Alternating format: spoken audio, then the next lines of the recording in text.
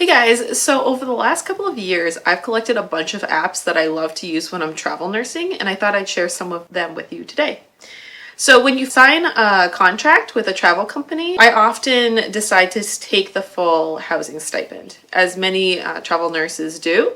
And my favorite place to find housing is Airbnb. It's because there are furnished options, and finding an apartment and signing a short-term lease and furnishing it through rentals or whatever is often really difficult. So I like Airbnb for this reason.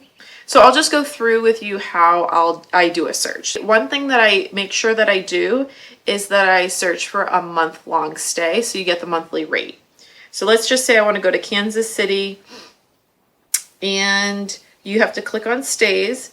Now, the filters, you can be as specific as you want. You'll get less results. I like to have the entire place to myself. A lot of travel nurses will do just a private room because they want to save that money and get as much of their stipend in their pocket. I don't select pets allowed. I do travel with a cat, but I find that a lot of places will allow you to bring a pet because sometimes even if they list it as no pets allowed, they'll still let you. I try to select parking, but I don't see it here. Oh, free parking on premises. So I do that, and then show stays. I didn't add the dates up here. So let's just say that I want from June 1st through July 1st, just so I get that monthly rate. You can see that there's a significant decrease in the price for the monthly rate. You can also select the map and see if it's near the hospital that you're at.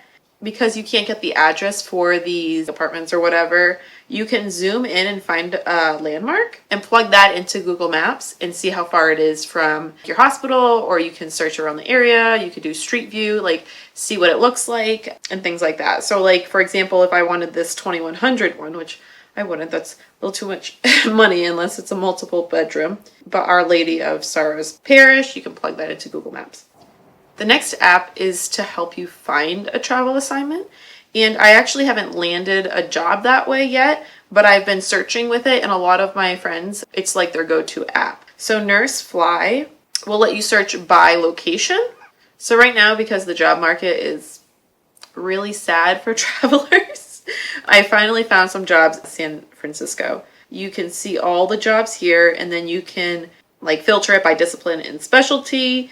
And what's nice about this app is it will tell you oftentimes what the hospital is, which if you go on like a travel company's website and use their search tool, unless you reach out to the recruiter, you won't get that hospital name to populate.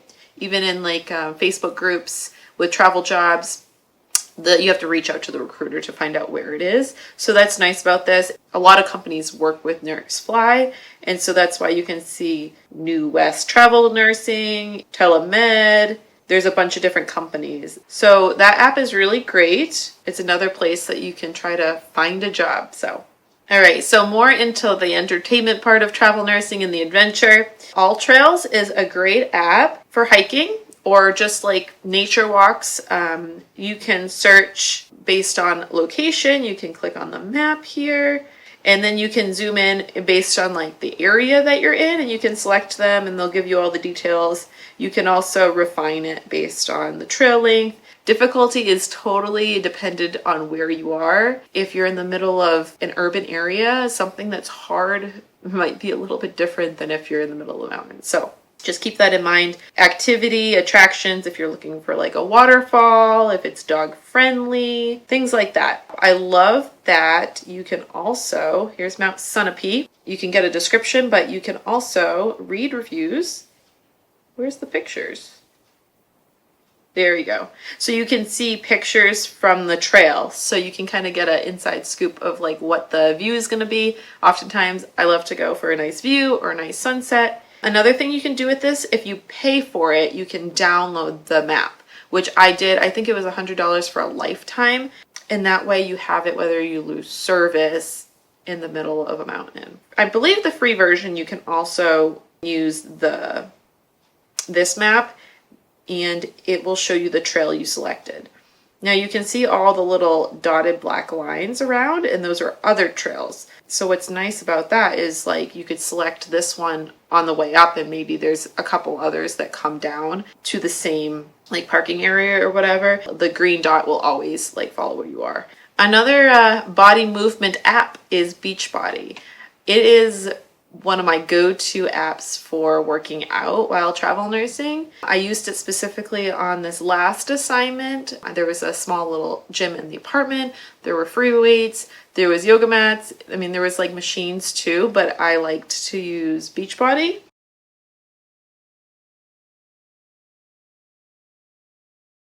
Another app that I've been using a lot recently to work out is this Movement by Julie. She's an Instagrammer and she created this app. She releases workouts Monday through Friday and they're always in the same categories. So she has lower body, upper body, cardio and core, total body, and booty blaster.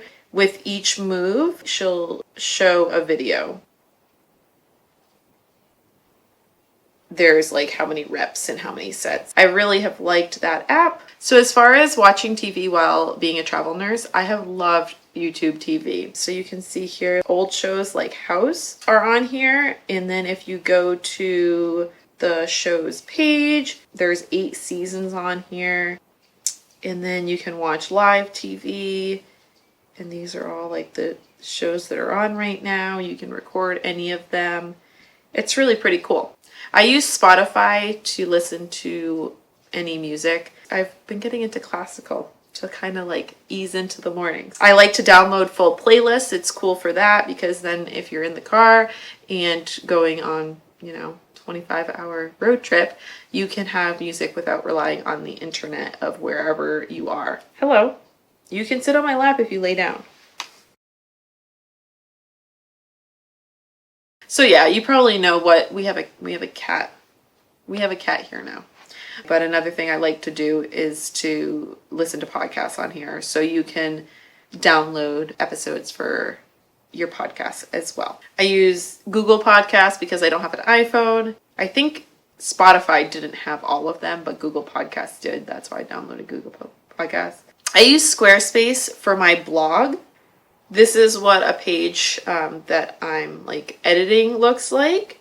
You just click this little pencil and you can type right in there. And then if you click this button on the top right, it will show you what it looks like on the desktop view. So yeah, I just like it because it's simple. I don't use it a ton. I would like to use it more. So the next couple of apps are all about photos and videos. Google Photos is like one of my favorite things ever. It allows for unlimited cloud storage. There's so much automatic image technology that allows you to search and sort by different categories that I love it so much. You can also make albums that recognize certain person's face and have it automatically sent to them. You click on the top left, these 3 bars, and then you want to go to settings. Click on the top one, backup and sync, and the upload size is right here. So you just want to say high quality versus original quality, and that will give you unlimited. You don't have to buy any extra storage. Now, if you click on your face in the top right, like your little icon, you can see that there's a free up 1.3 gigs. So these have already been sunk because I already have it like on automatic syncing, and these will delete them from my device. And it will only delete the things that it has backed up. There's a lot of different things I could go into on Google Photos because there's just so many different features, but that's what I'll go over for today. So I'm just going to show you on this photo the main features I like to use Lightroom for. Under color, this button right here, you can select a certain color and adjust just that color. So for example, there's a lot of like teal in the background. So if I select teal, I can adjust the teal. Now it's not changing it as much as I thought. So if I select the blue, I bet it will. Yeah, there we go. Orange is typically skin tone, so you can change the hue of it, but typically what I do is just change the saturation. You can just darken your skin a little bit or brighten it up a little bit. Oops. And so those are some things you can do. The other thing that I like to do on Lightroom is presets. You can buy presets, but you can also make your own very easily. I have a bunch of presets based on just some photos that I've edited, and then I saved that preset that worked for that particular photo. The same preset isn't going to work for every photo. So we can just pick one, and then if you save it, and let's just say, okay, well, I don't really want it to be that teal. Let's just say I want it to be like that. If I wanted to save all those settings as a preset, you go up to this top right, click these three dots, select create preset. You could also say copy and then paste it to another photo you have open, but you can create a preset and then just title it whatever you want and then save it. And then when you go back into here, it will be a preset. The other app I really like to use for photo editing is actually SnapSeed. So we'll skip VSCO for now. And I'm going to open that photo. So on this app, I'd like to go under tools, and I like to use this selective tool. And you can zoom in and you can use this little plus sign and you can select something. Let's just say like I want to brighten my face. You use this pinching and it's going to select anything that's that color, and then it's going to change it if it's red in this selection tool. You can change the structure, saturation, contrast, and brightness. You swipe to the right or the left and you can brighten up just that area. And then there's a button on the top right where you can see what it looked like before. So I like that you can just select a certain area, and that's what I use that for. I like the brush tool. There's these 4 options: dodge and burn, exposure, temperature, and saturation. So let's just say I want to, I don't know, take the saturation out of the brick. I go to saturation and I can turn it all the way down. And then if you click this eye, it's going to show you where you're actually drawing. So you can kind of just go wild, and then you can erase whatever you overdid. So there we go. So that took the saturation out of that top brick. See, it's yellowish and now it's white. Then if you go into the eraser tool and turn this eye back on, you can pinch in and then erase on the design of the wall. I sometimes just don't erase too much, and then I'll turn off the red, see what it actually looks like, and then I'll go in, just because I don't want to erase any of that, the bricks, because that will be more obvious. So that's how you use that paintbrush tool. And that's really like the 2 things I like to do with SnapSeed. Now VSCO I like to use for video editing specifically. You can edit photos in this app too, but I use it for video editing. You click this this button down here, you can go into manual settings, and I like to be able to do this HSL. So this is similar to Lightroom in the fact that you can select a specific color and then alter that color. So let's just say that typically I like to change the blues, and so this top one is the hue. So you can change it to a turquoise, you can change it more to a purpley blue. You can increase the saturation of the blue. I could lighten it up. If I want to change those doors, it's probably more of the green. Yeah, see, now the doors are green and now they're blue. I can increase, look at that, the saturation of the doors. Now they're really teal. So that's what I like to use VSCO for, because you can edit videos like that. There's a lot of apps that you can preview an Instagram feed with. You like to use this app called Preview. So I can add this photo, and then if these 2 on the top I haven't posted yet, so I could switch them around and see how it looks. That's really the only reason to use this app. Google Maps I use for a multitude of reasons. So one thing I'll use this app for is to make sure that I don't lose service in the middle of nowhere. So I'll download the map for my location. Sometimes I'll even download it for like a route that I'm going on. So if you click on your icon on the top right, and then you go down to offline maps, so you can select your map. So you select that, download that, and then move it over, and then download that. It will download the locations, stores, restaurants, anything like that to your phone. You won't get lost if you have the map downloaded. And you can search things along your route, which is what I like to use it for too. So you can see here I have all these little blue labels for places that I have saved. I will save places for where I'm traveling. So before you go, you often want to like research it and like see what's in the area. You could go on Facebook groups and see like what people recommend. when you get, or people hear that you're going to a certain area, they're like, oh, you have to check out this restaurant, or oh, you have to go to this like attraction, this hike or something. And then when you get there, you get bombarded with just as much recommendations. So you can see, let's see. So like you can see here's like Austin sightseeing places. And then if you click view the map, it will only show you, see, it doesn't show me all my tags everywhere. It only shows me these sightseeing places. So if I'm like over here today and I'm like, oh, well, I heard really good thing about this place. So that's how you kind of use that. I've started to do this with hospitals as well. When you are traveling, you talk to people about where they've been and like places that they loved. And I'll put like in the description here, like who told me about it. So if I do end up going there, I can reach out to them and just, you know, talk to them about it. If they told me specific things, I'll put them in a note here. And then see when I want to go to a certain area, I can see if that hospital is available. Keyring is pretty simple. It's rewards cards for wherever you go. I don't know about you, but I don't want to carry a Kroger card and a Food City card and an Aldi card, or I don't think Aldi has a card, but you know what I mean.